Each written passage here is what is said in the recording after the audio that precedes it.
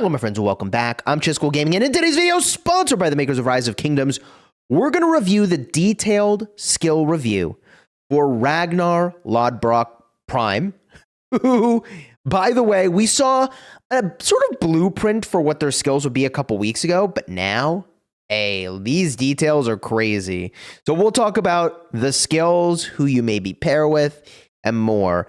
First up, active skill. 2,000 damage factor, hitting 3 enemy troops in a fan-shaped area, and every additional target, as per usual, reduces the damage dealt to each individual target by 15%. Now look, that piece of the puzzle's in the game because otherwise AoE damage would be broken.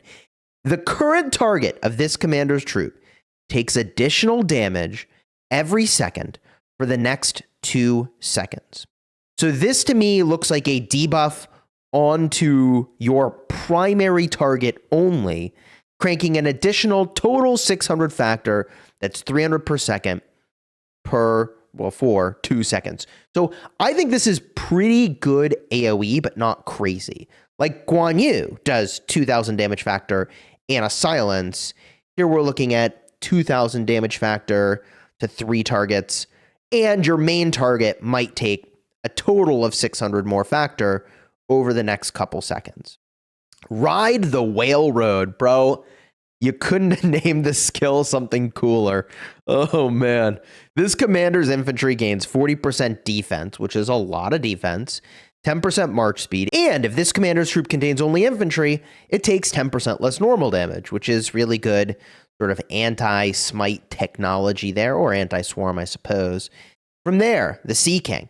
If this commander is in a field troop, whenever it launches or is hit with a basic attack, it has a 30% chance to drain the enemy's attack by 20% and march speed by 30% for 2 seconds. Whoa. So there's a lot in here. First of all, field troop, they clarify as a non-rally, non-garrison troops on the map, and that doesn't include resource points. You can't be in a resource point. Okay. And drain means for the duration of the effect, reduce an enemy's attributes and increase your own by an equal amount. Now, this skill lists no internal cooldown. And it also says whenever it launches or is hit with a basic attack, it is a 30% chance. So wait a minute. If my army is getting swarmed and 5 things are hitting me, could I drain off of 5 of them all at the same time? It doesn't say that I can't. Can you only have this active once? Certainly, I think only once per target. I don't know. I think there might be an internal cooldown here. This is a cool skill. Okay, bro is straight up a vampire. Just draining. And I think drain is kind of a cool mechanic to add. Again, you are debuffing the enemy and buffing yourself. So draining someone 20%, that's a 20% swing. 20% you don't have anymore and that I now do. And you hear me talk about the relevance of that swing in stats all the time in an Ark of Osiris context when you take a building like the Shrine of War. It's a 10% stat swing. So that's a big deal, okay? And there's a whole skill committed to this. Now, even if you aren't being attacked, your normal attacks can trigger this. So my assumption here would be that this would also work for like a Liu Che combo attack, right? And the reason I would draw that conclusion is because we see it work that way already for things that trigger from a basic attack. So seems good. Seems pretty good. In Odin's Hall, if this commander is in a field troop, non-rally, non-garrison, it's funny because what this used to say back in the day is if this commander's on the map, but that would include rallies, right? So this is just a field troop. They take 25% less skill damage, and every time their troop's rage reaches 70%, they gain a 15% bonus to skill damage dealt for 4 seconds. So I think this skill damage dealt boost would not apply to like smite damage. I think you're looking to pair here with someone who is also dealing skill damage. That is my impression. Now, we're not even done yet, by the way, because, oh, there's the expertise. So this becomes 2,200 damage factor to 3 targets. And it is still that extra 300 per second for 2 seconds on the bottom part of that skill there. So you're gaining 200 factor to your skill, which yeah. I mean, for an expertise, that's fine. It's not insane. I don't know. I mean, Julius Caesar added 400 damage back in the day to his skill. And this is 200 per target, and you could be hitting 3 targets. So I would say this is a moderate power level on the expertise. Not crazy, which is fine. Overall, the kit looks really good. We've got AoE, skill damage, infantry. The dude looks awesome.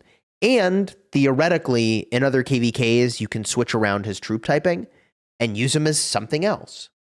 So who do you pair Ragnar with? How does this change the infantry meta? Does it even change the infantry meta in Rise of Kingdoms? We got to jump in game. Let's start by looking at infantry and can you pair with Liu Che? Well, Liu Che is S+ in Rise of Kingdoms right now. So yeah, I mean, you could pair with him and I'm sure it would be great, but I don't think he was designed to be paired with him. Funny enough, I don't think he was designed to be paired with William Wallace either in the open field, or Alexander the Great, really. So if you're doing something, which you should be, with the Arch formation and Wallace, or more likely Liu Che and Alexander the Great, you just keep them together. And if that's your one infantry march, you're good. I don't think you swap anything out. I think that's a very powerful march. So now we're in the territory of second marches for infantry. It's okay, well, we're looking at our second march for infantry. What do we do? And I think we would say that Skippy Prime's power level is higher than Guan Yu's power level, right? Because in Ark of Osiris League, if you bring one infantry march, it's Liu Che and Skippy Prime. So if anybody's getting swapped out in infantry march number 2, it's probably the Guan Yu, which feels criminal to say because you underestimate that AoE silence. You'll find out. But let's just get a look here for the synergies, all right? We go to Skippy Prime, all right? What would happen if you paired these two commanders together? Well, as your rage bar gets full, you're going to crank the damage of Skippy Prime. Seems good.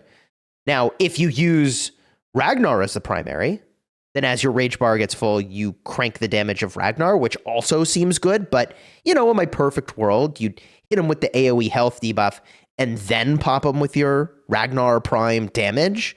All right. He's also giving you an attack boost, a march speed boost. Seems good. He's also making it so that you are gaining health and shielding and damage over time and skill damage taken mitigation. And, there's just so much going on here. 10% boost to skill damage. So, yeah, I think Ragnar Prime probably lives in that world of second infantry march. Am I wrong?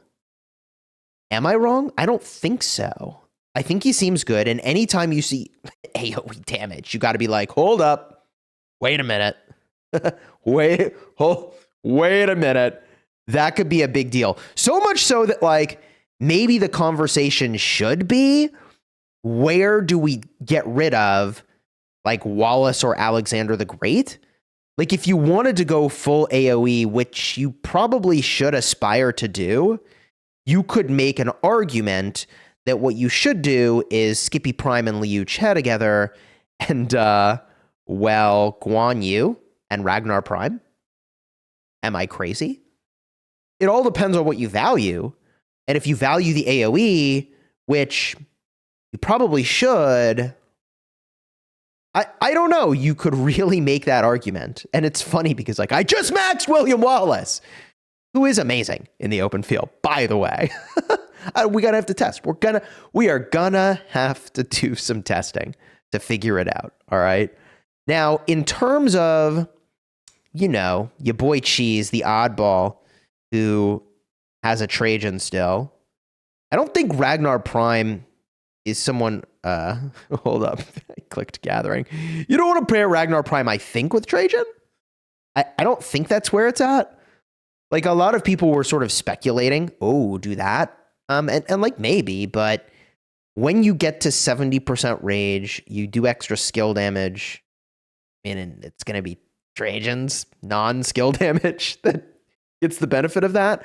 I do think that everything we see on the back end, okay, is good for the Ragnar Prime Trajan combo, if that's a thing you would ever even consider doing, because scaling enemies' attack seems good. Doing big skill damage after you boost your skill damage seems good. Generating rage so that you hit that 70% mark more frequently and get that buff seems good. I mean, it is entirely possible that that is a thing that we can go and do, which would be cool. I'm all for it.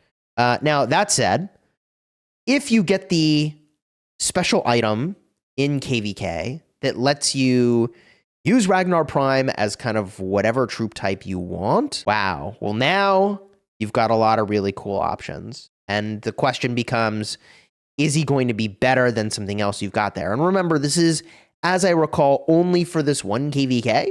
You could switch his troop type around, which is a very cool effect. But if I'm looking at my lineup, ooh, make him a Cav commander, bro. Yes, sir. I mean, we've already got a lot of really good Cavs, but I ain't mad about AoE Cav damage.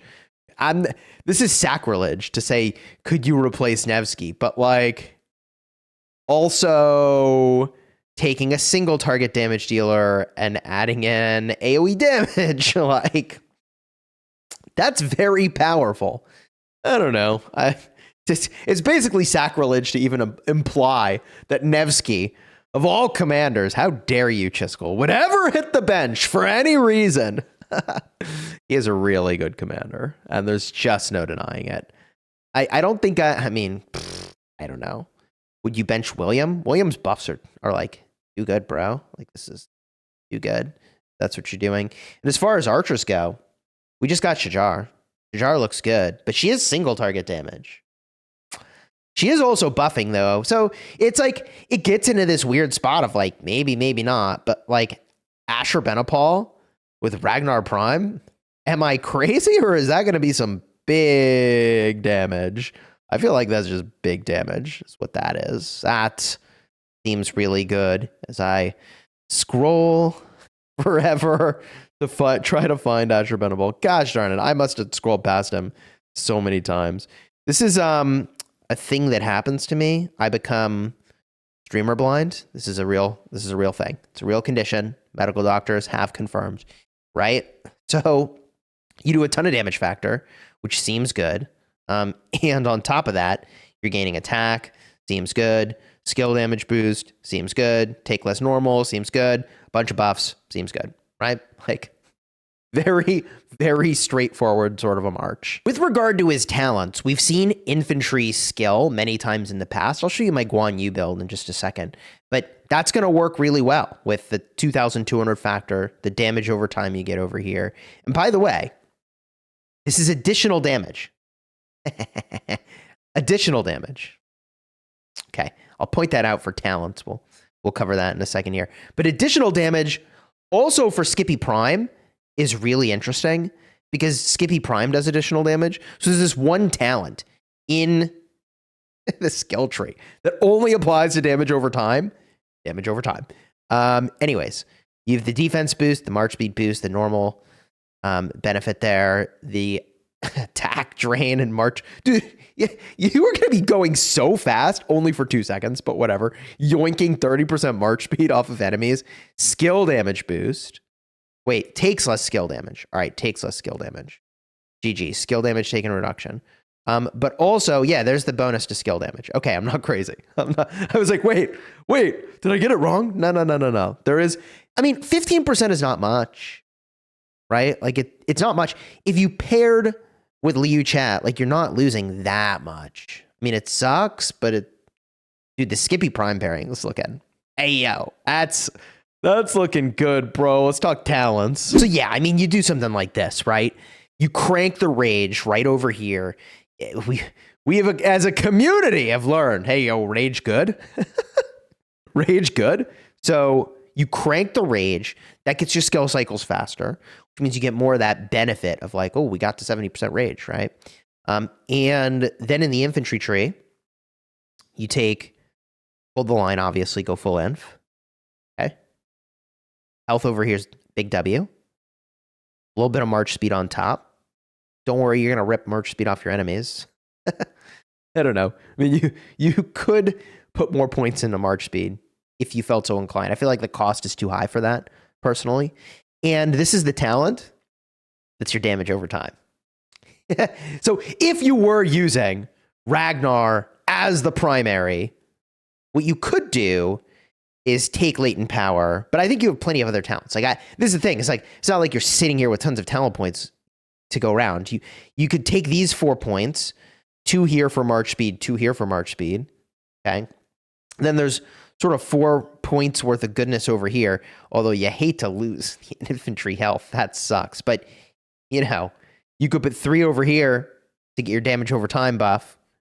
I mean, you could make the argument here that like, I mean, you carve off those points, you could put a point in march speed, you could go faster and do a little bit more damage over time. But, you know, the main feature of this commander is not damage over time. So I don't think that's it. Probably just stick with this, but might test the other build. GG's. Am I happy that new infantry are coming to the game? Always, bro. Always. Is this commander a very pleasant surprise? Yes. I'm hyped about it. I'm hyped about it, man. It's a good day to be an infantry player, or technically, really. You could go into this new KVK and, hey, he's good. He's good on different troop types. And as I recall, I got a system message here. Okay, 28th is going to be the first registration. You're not going to want to miss it. Is my kingdom going into this? I have no clue.